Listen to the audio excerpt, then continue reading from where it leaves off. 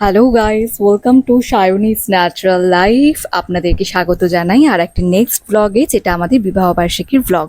এখানটাতে দেখতে পাচ্ছেন একটা বিবাহবার্ষিকীর কেক, যেই কেকটা এনেছিল দিদিভাই। দিদিভাইয়ের দাদা এনেছিল কেকটা আমাদের বিবাহবার্ষিকীর জন্য। আর ওরা আবার তার সাথে রজনীগন্ধার দুটি মালা নিয়ে এসেছিল, যেটা আমরা আগে থেকে জানতাম না, কোনো কিছু প্রিপেয়ার ছিল না। তো দিদিভাই নিয়ে এসেছিল আর দাদাই নিয়ে এসেছিল। আর এই যে কেকটা কেকটা বেশ ভালোই সুন্দর ছিল, টেস্টি ছিল। আর সাথে এই যে মালাও নিয়ে এসেছিল। আর এখানটাতে দেখুন কেকটাই একটু ছোট্ট একটা সেলিব্রেশন করা হয়েছিল ওই বিবাহবার্ষিকীর জন্য, সেটা এখানটাতে করছি। আর এখানে আবির কেকের ক্যান্ডেলস গুলো জ্বালিয়ে দিয়েছিল, কারণ ও ক্যান্ডেল জ্বালাতে ভালোবাসতো। তো আমাদের বিবাহবার্ষিকী ছিল 6 মার্চ। এই ভিডিওটা আমি 6 মার্চে করেছিলাম, সেই ভিডিওটাই আপনাদের সাথে কিন্তু শেয়ার করছি। যেহেতু শেয়ার করা হয়নি, আমার অনেক ভিডিও এখনো পেন্ডিং এ আছে, আমি বলেইছি এর আগে। তো সেই জন্য একে একে যেই সব পেন্ডিং ভিডিওগুলো রয়েছে সেগুলো আমি আপনাদের সাথে শেয়ার করছি। এইখানে দিদিভাই বলছিল আমাদের যে এবারে তোমরা মালা বদল করো। অ্যাকচুয়ালি আমরা প্রিপেয়ার কোনো কিছুই ছিলাম না, হঠাৎ করেই তারপরে কেকটা মানে কাটার জন্য তাড়াতাড়ি জাস্ট একটু তাড়াতাড়ি করে কোনো রকমে রেডি হয়েছিলাম। আর তারপরে এই যে কেক কাটার আগে মালা বদল করতে বলছিল। তো হাসিও পাচ্ছিল আর কি। তার সাথে সাথে আরিশকে বারবার আরিশ কেকের কাছে চলে আসছিল। তো চলুন এই সুইট মোমেন্টটা আপনাদের সাথে শেয়ার করছি।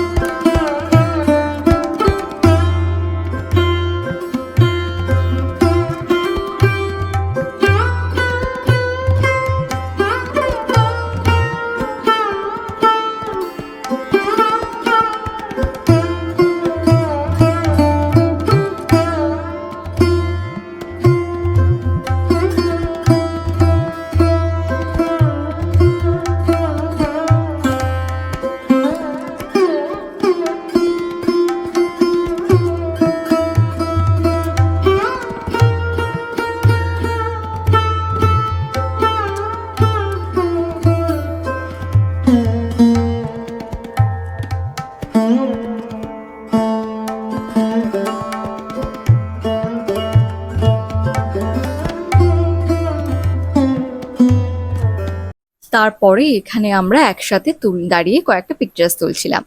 আমাদের বিবাহিত জীবনের এই বিশেষ দিনটা যদিও পার হয়ে গেছে, তবুও আপনাদের কাছে আশীর্বাদ চেয়ে নেব। আপনারা সকলে আমাদের আশীর্বাদ করবেন, যেরকম আমরা দুজনে একে অপরের সাথে থেকে এত সুন্দরভাবে দিন কাটাচ্ছি, পরেও যাতে সারা জীবন এরকম একসাথে থাকতে পারি। আর আমার শাঁখা সিঁদুর যাতে সবসময় অক্ষয় থাকে। আচ্ছা, এবার আপনাদের সাথে আরেকটা জিনিস শেয়ার করি। সুপ এবারে যখন গ্যাংটক থেকে এসেছে, তখন একটা গিফট নিয়ে এসেছে আমার জন্য। এই দেখুন, এই বুদ্ধদেবের মূর্তিটা আমার ভীষণ পছন্দ হয়েছে জানুন। যখনও আমি না বলার পরেও কোনো সারপ্রাইজ আমাকে দেয়, তখন আমার খুব ভালো লাগে। তো ও আমাকে আনার পর থেকেও দেখায়নি, যেটা নিয়ে এসেছিল ঠিক আজকের দিনে আমাকে বের করে দিয়েছে। আসলে আমি ওকে বলি যে আমি তো যা কিছুই তুমি কেনো আমার জন্য, সবটাই আমাকে জিজ্ঞেস করে কেনো যে আমি কি চাই। তবে কখনো কখনো একটু না বলে আনলেও সেই জিনিসটার তো মজাই আলাদা, বলুন সেটা যাই হোক না কেন। তো আমার ভীষণ পছন্দ হয়েছে, এই বুদ্ধদেবের মূর্তিটাও আমাকে উপহার দিয়েছে। আর সেইবারে আমি ওকে কিছু দিইনি, ও আমাকে উপহারটা দিয়েছিল, গিফটটা। আমার ভীষণ ভালো লেগেছিল। আর সাথে ডেইরি মিল্ক ও আগেই নিয়ে এসেছিল, ডেইরি মিল্কের এই বড় প্যাকটা, ফ্যামিলি প্যাকটা। আমি ডেইরি মিল্ক ভালোবাসি, ও তো আমাকে ডেইরি মিল্ক দেয়ই, সেটা আর কি বলবো। আমাকে খুশি করার জন্য ডেইরি মিল্ক মাঝে মাঝেই এনে দেয়। যাই হোক, সব মিলিয়ে বিবাহবার্ষিকীটা ভালোই কেটেছে। এই দেখুন, তারপরে আপনাদের সাথে একটা বিশেষ মুহূর্ত শেয়ার করছি। আর বিশেষ মুহূর্ত কেন বলছি বলুন তো। এখানে মার জন্য আমি আসলে একটা গিফট এনেছিলাম। গিফটটা কি সেটা আপনারা এই ভিডিওটাতে এখনই দেখতে পাবেন। তো সেই জন্য মাকে বলেছিলাম, মা তুমি চোখটা বন্ধ করো, তোমার জন্য একটা সারপ্রাইজ আছে। তো মা বলছিল আমার জন্য কি আছে। আর মা চোখে অপারেশন হয়েছিল বলে একটা চোখ একটু আলাদা রকম দেখাবে আপনাদের, কারণ সেই সময় মার জাস্ট অপারেশন হয়েছিল, একটা ছোট একটা শিরা অপারেশন হয়েছিল নর্মাল। তো মাকে গিফটটা দিয়ে এই দেখুন, মা ওপেন করলো। এইটাই সেই গিফটটা। এটা ছিল হচ্ছে পলা বাঁধানো। মাকে ভেবেছিলাম একটা কোনো সোনার গিফট দেব, তো ওই জন্য শুভেরও ইচ্ছে ছিল কিছু দেওয়ার, তাই ওকে আমি বলেছিলাম তাহলে চলো মা পলা বাঁধানো একটা মাকে কিনে দিই। তো এই জন্য মার জন্য পলা বাঁধানোটা নিয়েছিলাম। এই যে দেখতেই পাচ্ছেন পলা বাঁধানোটা, মা কিন্তু পেয়ে খুশি হয়েছিল, মার ভালোও লেগেছিল। আর মার মাপটা এটা আমি মালদা থেকেই নিয়ে এসেছিলাম, যেহেতু মার হাতের মাপটা আমি জানতাম, মানে বুঝতে পেরেছিলাম যে কেমনটা লাগবে, সেই জন্য আমি মার মালদা থেকে, সেই হিসেবেই আমি কিনেছিলাম মার এই গিফটটা।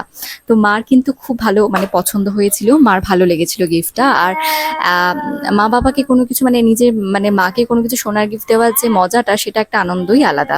তো যাই হোক, ওই সেই জন্য মার জন্য এইটা কিন্তু নিয়েছিলাম গিফটটা। আর দেখুন মা হাতে পড়েছে, মাকে কিন্তু দেখতেও বেশ ভালো লাগছিল পরে। আর পলা বাঁধানোটা আমার এটাই ভালো লেগেছিল। আর হ্যাঁ, পছন্দ কিন্তু করেছিল আমার মা। মাই বলেছিল যে এই পলা বাঁধানোটা নিয়ে, আমি আসলে সোনা সম্বন্ধে মাকেই নিয়ে যাই বেশিরভাগ সবকিছুতে, মা বলেছিল এটা নিয়ে এটা ভালো হবে। তখন আমরা এটাই মা পছন্দ করে নিয়ে এসেছিল, আমি বলে মানে পছন্দ করে এসেছিলাম আর মা গিয়ে নিয়ে এসেছিল। মাই পছন্দ করে দিয়েছিল এই পলা বাঁধানোটা।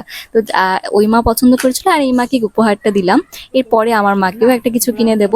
যাই হোক, যেটা বলছিলাম, মাকে খুশি করতে পারলে, নিজের বাবা মাকে খুশি করতে পারলে সেটার থেকে ভালো কিছু আর সত্যি হয় না, এটার থেকে বেশি ভালো আনন্দ আর সত্যি হয় না।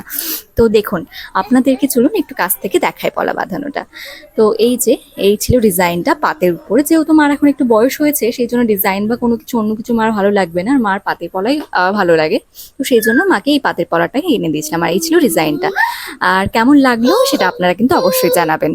আর এই গিফটটা পেয়ে মা যতটা না খুশি হয়েছিল, তার থেকেও বেশি খুশি আমি আর শো হয়েছিলাম মাকে এটা দিয়ে পরে, কারণ আমাদেরও বেশ ভালো আনন্দ হচ্ছিল দিয়ে।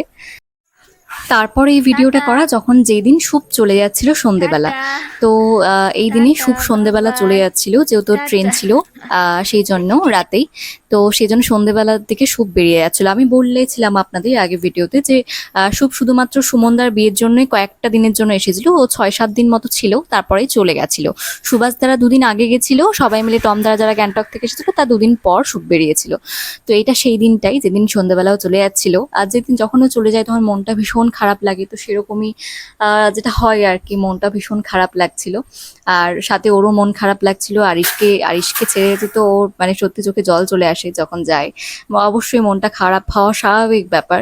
আগে আমি ছিলাম, এখন তার সাথে তো আরিশও হয়ে গেছে। তো মনটা খুব খারাপ লাগছিল, বাড়ি থেকে গেলে সত্যি মনটা খারাপ হয়। তো যাই হোক, এখানটাতে ও তারপরে ঠাকুর প্রণাম করে এলো, দিয়ে এখন এই যে বেরোচ্ছিল। আর মা ওকে বলছিল ভালো করে থাকবি, খাওয়া দাওয়া করবি, যেটা মার মন স্বাভাবিক, অবশ্যই চিন্তা করবে। তারপরের দিন এটা বিকেল বেলা, আর সেখানটাতে ওর দাদার সাথে খেলছিল, দাদা ভাইয়ের সাথে। তো দাদা ভাইয়ের সাথে আর একটা যেটা ওর ফ্রেন্ডটা রয়েছে রিক, আপনাদের এর আগেও দেখিয়েছিলাম। ওরা দুজন মিলে খেলছিল এখানে বল, আর সাথে আরিশও বল নিয়ে খেলছিল এখানটাতে। আর এখনো বল নিয়ে ভালোই খেলতে শিখেছে নিজের মতো করে, ও বলটাকে বেশ ভালোই ছড়ে তারপর আবার নিয়ে আসে, এরকমভাবে ভালোই খেলেও। আর যখন দাদা ভাইরা খেলে তখন ওর আরো বেশি মজা লাগে। তো এখানটাতে এই যে দাদা ভাই ওর বল নিয়ে খেলছিল, সাথে ও খেলছিল দাদা ভাইদের সাথে। ও একবার এদিকে যাচ্ছিল দাদা ভাইয়ের কাছে, একবার ওইদিকে যাচ্ছিল, এইভাবেই নিজের মতো করে খেলছিল।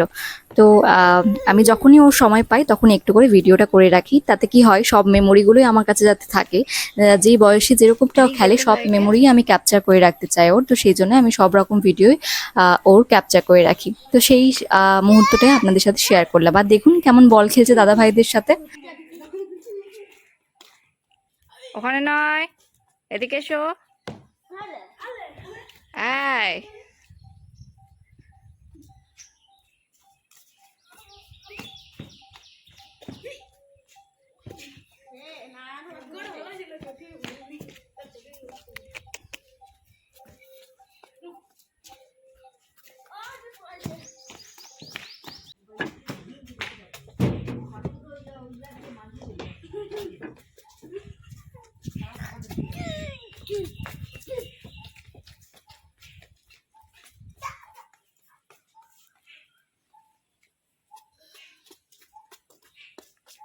হ্যাঁ ওখানটাতে গর্তটা আছে, ওখানটাতে ওকে পাটা ঢোকাতে হবে। চলো।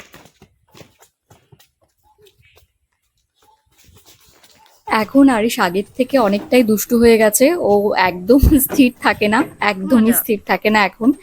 সমানে এদিক থেকে ওই দিক, এদিক থেকে ওই দিক, এদিক মানে কোনো কিছু ওকে করতেই হবে। মানে ও এখন আর একদমই শান্ত মতো বসে থাকে না, শুধুমাত্র হ্যাঁ কার্টুন দেখা ছাড়া, যখন যেইটুকুটা সময় ও কার্টুন দেখে সেইটুকু টাইম কোনো রকমে ওকে বসানো যায়। আদারওয়াইজ ও একদমই বসে না, সবসময় ছোটাছুটি করতে চায় এই সাইড থেকে ওই সাইড, মানে কিছু না কিছু করে।